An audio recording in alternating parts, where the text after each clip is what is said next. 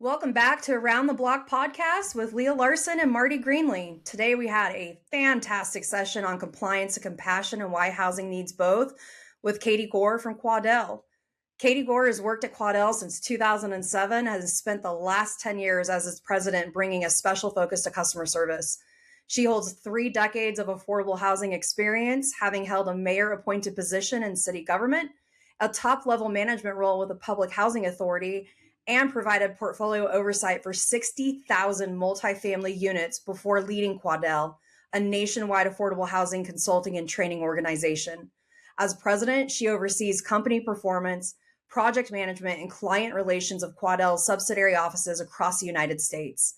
For more than 8 years, Katie also taught classes in public management, public organization, and public policy at Indiana University, Purdue. She holds a bachelor's in political science and Spanish, fun fact, from Anderson University and an MPA in public administration and policy analysis from Indiana University. Marty, what a fantastic episode we had with Katie Goar from Quadel. Let's talk a little bit about the highlights. What were some of your favorite things she discussed today?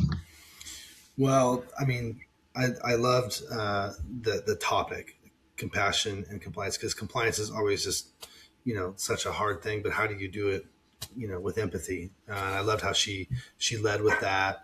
And then just relating to her, podcast and her lived experience story, your why story. You're more than your why.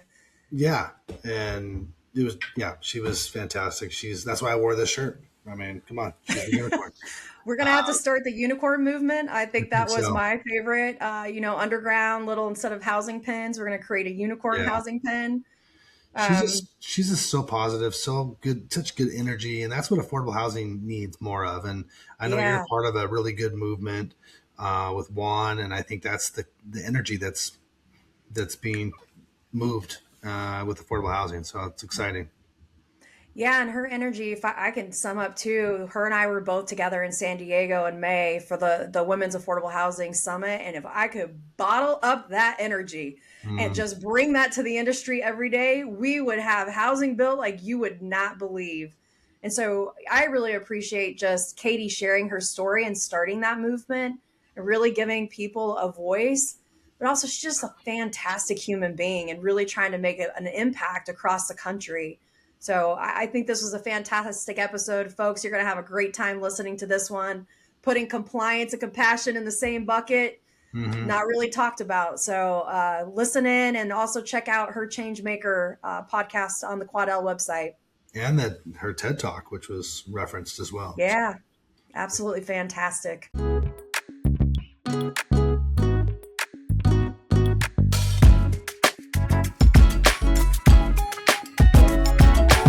Welcome to Around the Block podcast. I'm your host, Leah Larson. And I'm the co-host, Marty Greenlee. And today we have the luxury of having the infamous Katie Goar from Quadel, president and CEO, to talk about compliance and compassion and why housing needs both. Katie, thank you so much for your time. Welcome to the podcast. It was so great to see you in San Diego a couple of months ago. And also I want to give you a huge shout out for your TEDx talk. Like, that was really cool. Congratulations. That's a really big milestone for you. And so, Katie, I want you to just give a quick introduction of yourself and something fun that you want to share with the team. Sure. Well, it's an honor to be here with both of you guys. And I feel like I'm amongst a group of people who love to talk about housing. And so that's always fun.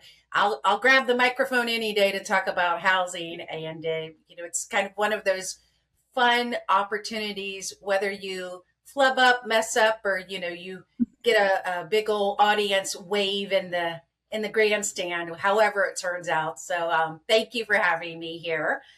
I would say a little bit about me. I'm president of Quadel, mother of 5 kids, and I've been in housing so long, it was like before I needed hair dye. That's about the gist of it right there. You're aging yourself, Katie. You're aging yourself there. You've got an incredible history of working in housing. And I was really excited that you picked this topic. It's something that, we all talk about compliance in housing at the federal level. And what does that look like? And all of the regulatory stuff. But I want to know, why did you choose the topic of compassion and compliance? And why does that matter right now, today? And why did you want to talk about it? So I've been in affordable housing compliance again for I think 3 decades, and there is this tension where people feel like, are we people, or are we compliance and rule enforcers? And there seems to be this dividing line of theology, if you will, of having to decide one way or the other. And what I've been able to realize is you don't have to make a decision. There doesn't have to be a line in the sand. You actually can do both. And we haven't given ourselves as practitioners the room or the freedom to say, I can have both compliance and compassion. So many people are like, well, is it about the business or is it about the people? And it's like, there's no rule that says you have to decide one or the other. You can actually be technically compliant with what the funders and what HUD and your syndicators, all of the rules, you can be compliant with them and also meet a person where they are. You can also say, we're going to enforce the rules. And I'm going to pick one that's so controversial, but paying rent. Oh right? boy. Right, I know. Like, here we go. Hot take right here. Well, wait, if we enforce the lease and we expect people to pay rent, then we're not understanding their plight. We don't understand. We're not people friendly. However, if you actually, from a technical standpoint, say, we are going to honor the lease, but we're also going to recognize that you are going through a season of fill in the blank, okay? But then we want you to go through a hardship waiver. We want you to go through repayment agreements. We want you to do your portion too. And so we also have to realize when you are not paying rent, and again, this is very, very controversial, but when you're not paying rent, you're actually occupying a unit and taking that unit from somebody else who would be paying rent. So there's a responsibility on both sides to say, we're going to enforce the rules, but we're also going to be fair to the next person who could use the housing as well and could be paying the rent. And yet you can deliver it in a compassionate way. It doesn't have to be without a chance to be cooperative. Like, it doesn't have to just be like, day 45, you're out, right? You can build in a technical structure that says, we're going to make outreach. We're going to understand why. We're going to know what our community resources are at the township trustee's office so we can refer them. We have a process that can change your rent based upon certain things. So I think we no longer as practitioners have to decide, are we going to be forced on the rules? Are we going to be always forced to the human side? There are ways that we can assess ourselves to do both compliance and be compassionate about it. I absolutely love that. And I think, one of the things Marty and I experienced after the pandemic is people lost their compassion, the burnout, the turnover in the industry. And for me, there's a hot topic of, AI and affordable housing. People think it's going to replace us, but it's going to get the burden off our plate so we can start doing what we need to do and serve people. Mm-hmm. And I think that's a really critical point of having compliance and compassion to do both and advance affordable housing forward as well. Many people see those as conflict between the two. Like you just said, you can only do one or the other. And I think there's an opportunity to make compliance look awesome and as more of a collaborative partnership. In your experience, how is that actually articulating to folks across the country? Like, what are you hearing from people when you talk about conflict and compassion?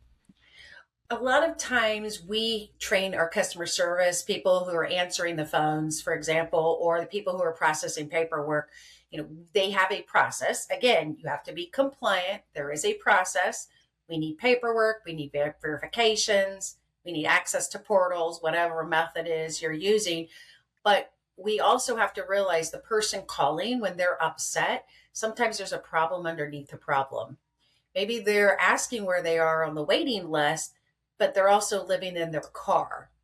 or maybe there's so many other problems underneath the problem. And so what we're seeing is one of the ways we train people to be able to spot cues and to say, I understand you're calling and your position on the waiting list hasn't changed.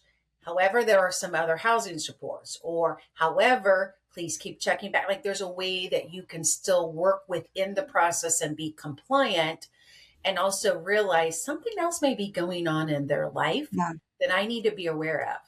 We get a lot of people who call and they're really, really upset. And when you are experiencing housing insecurity, when you're living in your car, when you're going from place to place to place, couch to couch to couch, you're not your best self. So you're not No. always the most polite when you call. Now, there's still some responsibility for how people conduct themselves.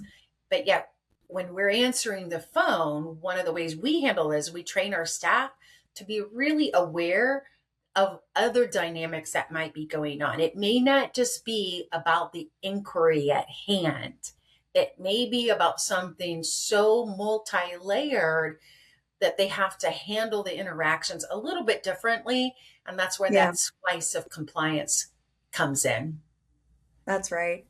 You'd love this, but I actually, before I gave my car away, I actually had an empathy license plate because I felt like that was something that was missing across the country is just being a little bit more empathetic and compassionate. And I think that's, something that we really need to work on because housing is important and it's critical. It's your Mhm. basic need. Right. Katie, what happens if one agency swings one way or the other? Like, what if you have someone focus too much on compassion and not enough on compliance or vice versa? Mhm. Well, I use that example of the rent payment because so often that you'll see agencies who are all about the people aspect, and yet they're struggling because they have 1.3 million in uncollected rent, Yeah. and they don't want to enforce the rent payment portion of it because they view it as punitive to people. However, when you don't have 1.3 million of cash that you're supposed to build your operations on, what happens? Units don't get painted. You get slower work orders. You get staff reductions. Like Yeah. somebody, the cost of not doing that simple example of rent collection, the cost to your business will be translated into slower maintenance, worse asset management. Like you'll pay a cost for that if you don't collect the rent. And so what happens is that you'll see that risk, you'll see that cost surface somewhere else in the organization. And we're just, we're kind of like beating up on rent collection right now. Yeah. But it has is a real relevant example for a lot of programs. But then if you swing too far on the other side, as far as compliance, then you are saying, I'm only about the rules. I don't have any process to understand the human side of what's happening, the human side of why they couldn't turn in their paperwork or why they couldn't get access to a portal, for example. I mean, you guys do a lot of tech in your space and a lot of software, and it takes a lot of training for people to be able to understand the portals and understand password resets and to be able to get access into systems. And sometimes you can't just be like, well, you got a letter and we notified you. That's good enough. You have to do more on that. And I even see it like when I go to refill a prescription on my phone and I'm like, golly, this was supposed to be a simple click yes. And I'm like, all these texts and calls and all this stuff later. And I'm like, I thought all I had to do was one thing to be able to use tech to help me. And it didn't translate like that because all of a sudden it's filled at a wrong location.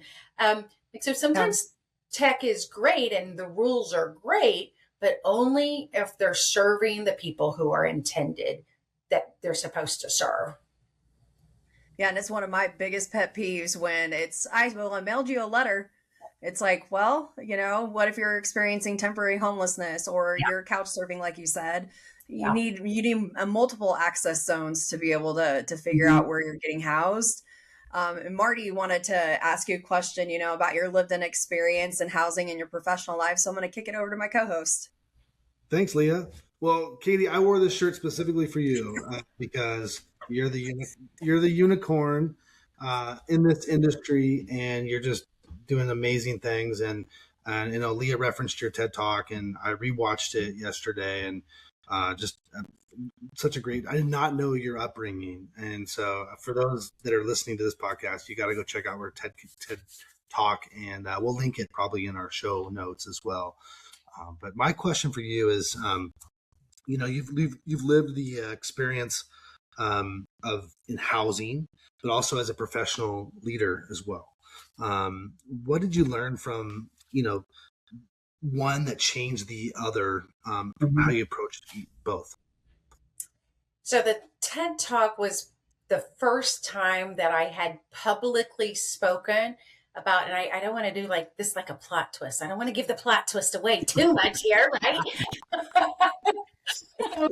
But it was the first time that I had publicly talked about my origin story and my attachment with housing and affordable housing and housing insecurity, quite frankly. I had people that I had worked with for 20 years who had no idea that was my origin story. Partly because my own shame, my own stigma. I wanted to be known for, I've won this award, I've got this master's, I've done this, right? Like I wanted to be known for the bootstraps. But then I went through a series of self-revelation. I think this is the beauty of like being later in life, that all of a sudden you're like, no, I'm going to own this, and I'm going to understand what's driving me and why I'm in this business. And even if a person doesn't have housing insecurity, you can still probably point to why you're doing this. Yeah. Like so many people in housing are there for various reasons, whether you have an origin story or not, but you can point to your grandmother or your, uncle who's a vet who needs housing and can't find it. Or like, there's a lot of attachment that so many practitioners have as to why we're in this industry. And I think to answer a part of your question is that everybody talks about know your why. And that is helpful. There is value there to know your why. But that knowing that only helps you so far in the continuum. Okay. So like on the hard day, doesn't matter what your why is because it's still the hard day. But you have to dig just a little bit deeper and say, well, what is it that I'm actually going to do with this? And part of me sharing was saying, I believe in affordable housing in such a way that I want to reframe that it is not a hand out, but that it could be a hand up moment. And that is like an absolutely mind differential of how you think about housing. We all talk about, what your zip code was when you were growing up shouldn't determine who you are. True, also true. But then once you change zip codes, now what are you supposed to do with that? Yeah.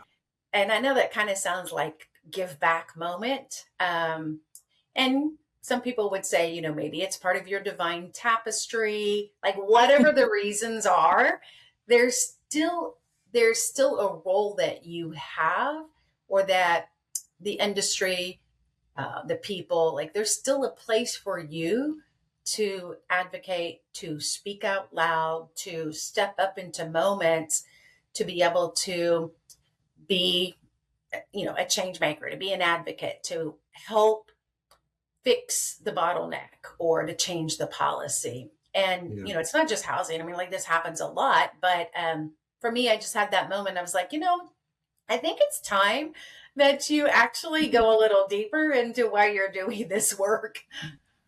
Yeah.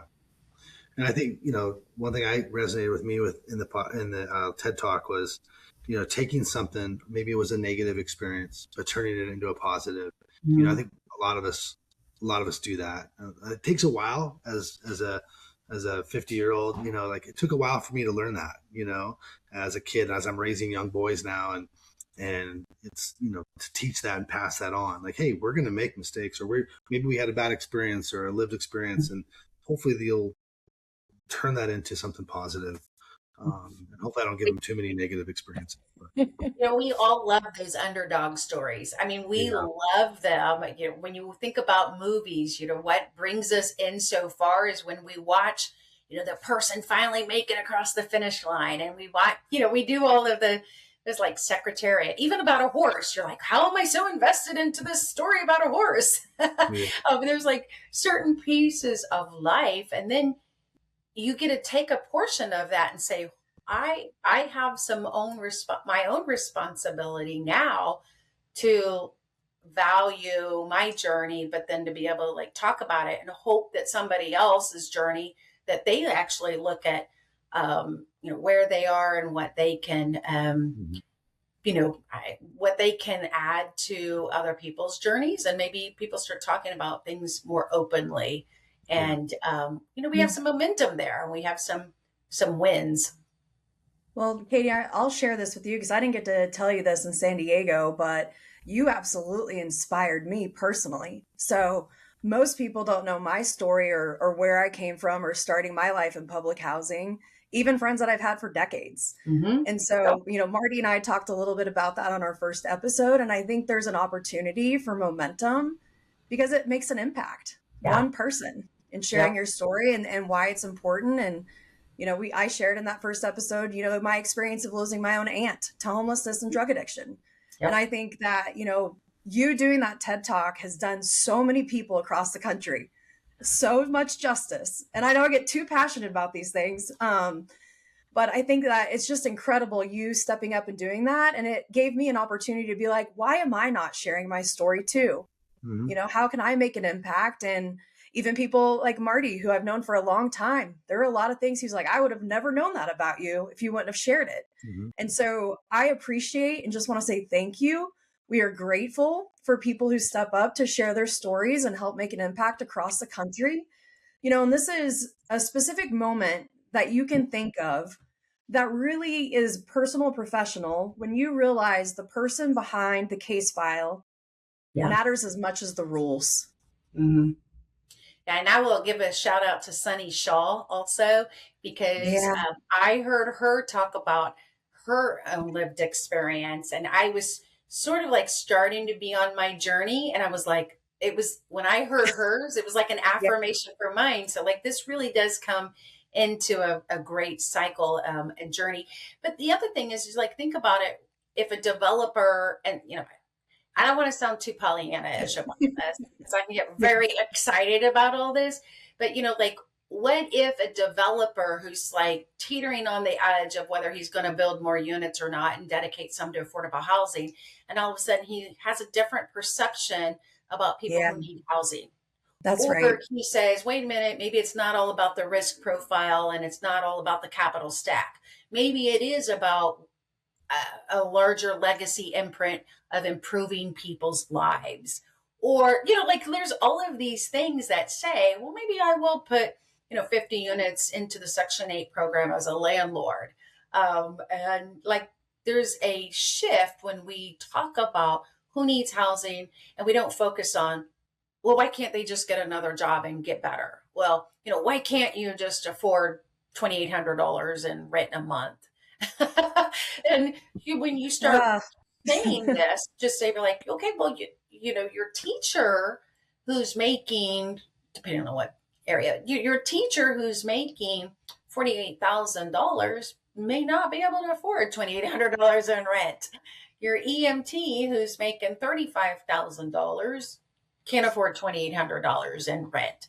And so when we start talking about dynamics, well, the developers listening to your talk, my talk, listening and saying, hey, I think I want to do some worker housing. I think I want to do something. And their risk profile, their appetite, their allegiance, their buy-in, all of the things may change and decisions may change based upon how we as practitioners talk about our own industry. Yeah, no, and I also want to give a shout out to Sunny Shaw. She's one of the most incredible human beings I have ever met in my life. And she's right here in Idaho, in the same state I'm in, and sits on my board for Rocky Mountain Lawn. She just lights up the room She every does. time she walks through the door. And You you can talk have a about rent. next guest there, right? I know, I know. I think I have a meeting with her tomorrow, actually. Sunny Shaw is just such an incredible human. And there's so many great people in this space. And Katie, I want to talk a little bit about like where we're all located. Marty and I are in the Pacific Northwest. I'm in Boise, Idaho. Woo! Hot tamale topic in our Yes. state. Hot damn. Well, you can't pump out enough housing here. Marty's in the Portland area. Oh yeah. Um, Big time in homelessness. And I know you're located in Indiana. And Mhm. we also, when you talk about developers and hearing stories, how do you also fit what's needed for your community, Yeah. right? Yeah, today I'm sitting in Miami, Florida, and I am located right in Indianapolis as well. But whatever city you're in, I mean, we've got Kankakee, Illinois, talking about affordable housing. Like it's not a big city problem Yep. anymore. It's not Yeah. just a coastal city problem anymore. Affordable housing is part of the economic policy that we have to address as a nation. And I'm not a policy person. Um, Me you could either. say, like, I'm an actor, I play one on TV, but I'm not a policy person necessarily. I'm a compliance person. But the compliance and policy sometimes they commingle in this space as how we are addressing affordable housing. And there's only so much that the market can do by itself because the market is really good at calibrating. But when a city becomes hot, the rents rise, right? So Yep. it's basic economics as far as what the supply and demand are doing. And the market is really good at recalibrating. However, right now you have affordable housing feeling a lot of other pinches beyond market. Like when I talk about how fast we can build it. So, okay, well Yeah. that is what is land? What is land pricing? What is construction? What is permitting? What is zoning? Like, so there's only so many things in the market that can impact this affordable housing pipeline. And that pipeline is impacting the demand of the supply in some cases here. But, we really are at a point where every city is talking about affordable housing right now. Yeah. No, and I think I love Marty's shirt, his unicorn shirt. We need unicorn housing. Like, how do we how do we solve this problem with the unicorn? Mhm. Marty, you want to talk a little bit about your experience too in your Portland area? Yeah, I mean, my own lived experience was, being divorced and trying to find an apartment and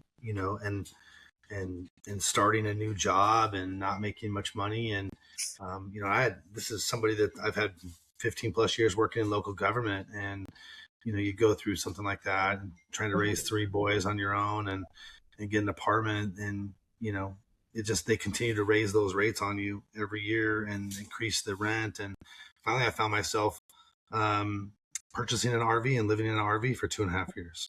Um, and so it's just to get back on my feet. So Yep.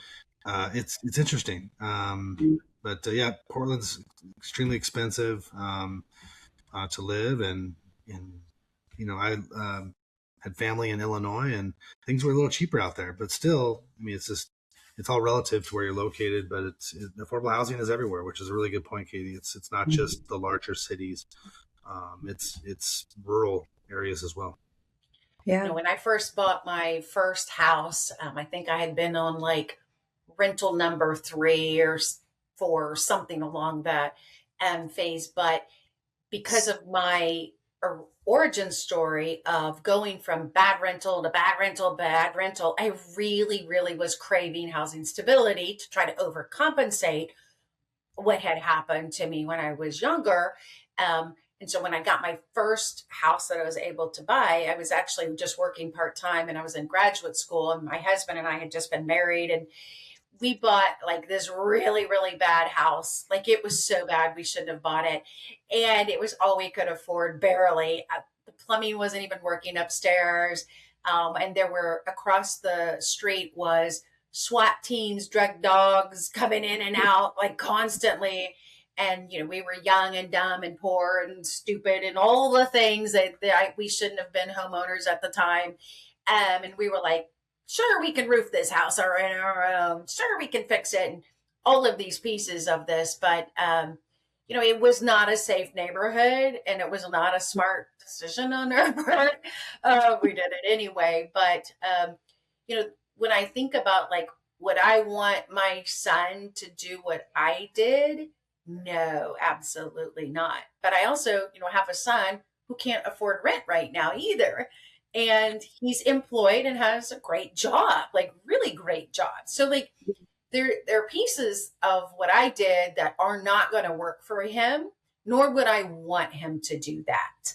Sure. And, we're not sitting in, a huge market like Los Angeles or Portland. And so like all of these markets are changing so fast and the rents are going up so fast.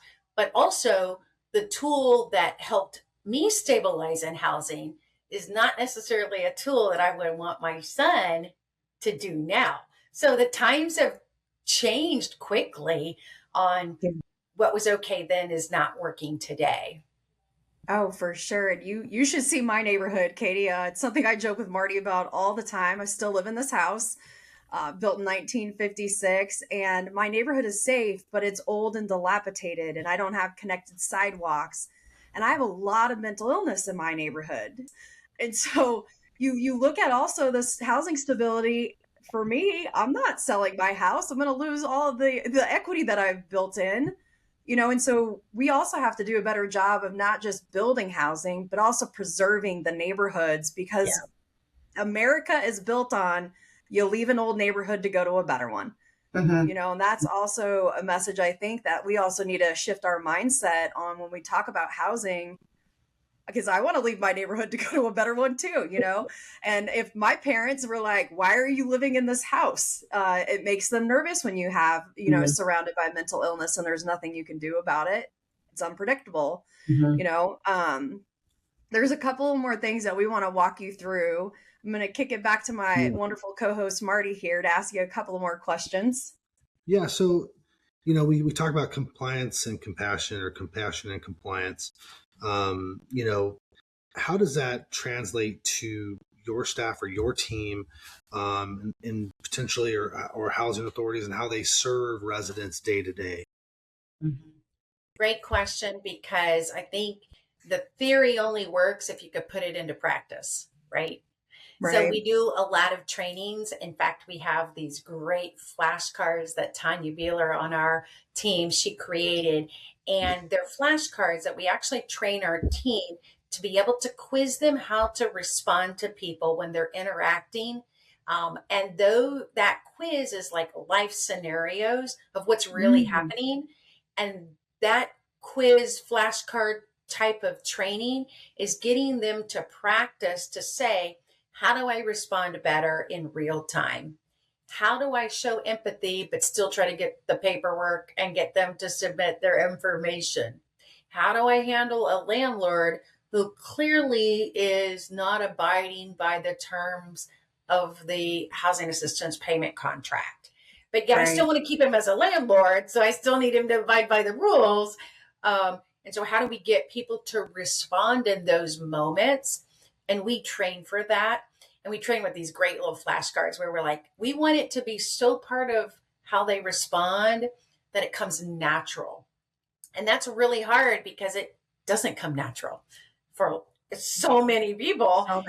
And none of the regulations talk about any of this, right? Like there's no guidance on any of how you work. And so I think the flashcards are one of the examples by which I would ask housing authorities, I would ask property management firms, and to be able to say, find ways to equip your team that's beyond the regulation. So we all are getting really, really good at understanding the regulation, understanding the do's and the don'ts by which the funders are telling us we should operate. But do more, like understand what it's like when they get the phone, when they hear your team on the phone. understand what it's like to try to save the deal with the landlord, but still expect them to abide by the rules. And sometimes at the end of the day, you can't. You're like, okay, landlord, I've tried to work with you. The unit's not still safe, and we're going to have to part ways. And sometimes that happens. But there's also a way you want to try to work with the landlord to help them to understand. And I think, that is the piece here on that balance of compassion and compliance, is that as a housing entity, you want to understand, how can we meet the rules, but meet them in a way that at the end of the day, we can say, we tried. We did try with Mr. Landlord to make sure that he was abiding by the lease, and it just didn't work. But how can you say you tried? Because you can't just give the landlord or the tenant whatever they want. Like, you can't just be also so rogue about the lease that you're not paying attention to the rules. And so do you have a second set of guidance that says, yeah, we're going to show that we actually did try to meet you? And we use our flashcards. We love these flashcards. We use escalation training. There's a lot of, when you really start to ask yourself, how can you show that you tried? There's a lot of things you actually can do if you give yourself space to be creative and strategic to do it. Yeah. Right. Well, I think you kind of touched on this with that. I mean, so what do you wish every housing leader understood about, both, the compassion and compliance? I mean, is there some kind of a big wish that you would want to share with them or had for them? It's like a Christmas wish list, I guess. I think it's interesting because right now, a lot of housing entities are chasing development, which is absolutely needed. We need to preserve, we need to rehab, we need to acquire, we need to build. Absolutely. But none of it works if your house is falling apart. Right. Like, if you're slow to get an inspection scheduled after somebody gave you a request for tenancy. Like, if that process is slow, so yeah, you're over here chasing development, but your internal house is messy and you're taking so long to get that done. So I think that if you're going to chase development and all of the, what I say are the sexier pieces of housing, that's fair because that's needed. Okay, chase it, do it, like, yes. But then you have to have people also running your shop and making sure those administrative functions, is HAP getting processed timely? Are inspections getting done timely? Are research current? Like, all of those operational pieces of a voucher program, then you have to make sure that's also happening, because there's no use going out and doing all of those other things if it's crumbling internally on some of those more programmatic pieces. So, like, make sure that you have a good awareness of what's happening on those types of programs, and make sure that there's no backsliding going on those programs as well. Then the other thing I would say is, when a housing authority fails, there is a ripple through the industry. So pay attention to those things, because it seeps in to other parts, not just your housing agency. You can't just keep that all contained. It starts to impact the agency. So when you're not performing and you're not doing well with CMAP scorecards or whatever your acronyms are that you're using, don't think that isn't going to pollute externally. And I would say it may not be as great as ribbon cuttings. Do some of those things, but but you have to have people paying attention to the metrics that are running your agency as well. And I could keep going on, but let's keep those two for being the top of mind right now. Yeah. Well, that's a good point, because in these days, we're in 2026, it's really hard to hide stuff these days. 20 years ago, it was pretty easy to get away with stuff. And if you're a failing housing authority, you've got the HUD's coming in and swooping and taking over, which I haven't ever seen that before. So that's what we do. I know, Yeah. and it's a trickle effect for people who need housing. When you're a hot mess internally, that's not good for your community at all. Katie, if there was one thing that gave you hope, what would it be? Ooh, wow. I know that's a Let's loaded see question. here. That's a good question. I think a lot of people are probably afraid of AI, and it's running like a little bit of the wild, wild west right now. Sure. But the social debate is happening, so that's giving me hope when you can have a good social debate on what is a responsible role of technology. I If you can get a mortgage on your phone, if you can book a flight on your phone, if you can do all of these things. I can look at my kids' grades on my phone. Like, I don't have to call the office and go in. I can look at it on my phone. There are pieces of technology that do improve your life. Okay. But I can also get a text and get scammed on my phone too. So, like, there's bad Yeah. pieces of this, but we still have to develop the guardrails to this. But what's giving me hope is that, can we get people housed faster with technology? And we Hmm. want to have those conversations, and we've done several innovative things with tech partners. Every single tech partner has a role, because can Sure. we get people housed faster, better, more compliant? Can we open up access to housing better? And technology does have a role in those conversations. So I would say Hmm. that's a category of hope, Yeah. to be worth the conversation and worth establishing what those guardrails are. For sure. And if you have not met Belle LeBlanc in Lafayette, Louisiana, you need to meet her because her go-to is, Leah, we flew to the damn moon. How does it have to be so hard to get people housed? And she just, it's mind blowing when you think of what we have accomplished decades ago of going to the moon, but we are struggling to just build housing and get people housed. Mhm. So, Katie, Marty, and I want to just thank you so much for your time today. It was so great to have you on our podcast, Yeah. and keep up the incredible work across the country. Thank you Yes. so much. I think all the voices on all the microphones and all the platforms, it's worth it all, isn't it? Yeah, absolutely. And Yes. then we also want to plug your podcast, Changemaker. It's one of the ones that I listen to. So, folks, if you're listening, go check out Quadel's Changemaker with Katie Goar. Marty, I love the shirt. I feel like we should have badges or something that are like, so we should start a unicorn movement here, housing unicorn movement. So I let's can. let's get on it, okay? Let's do it. On Yeah, it. we'll do it, Leah. Let's go. Let's Yeah. go.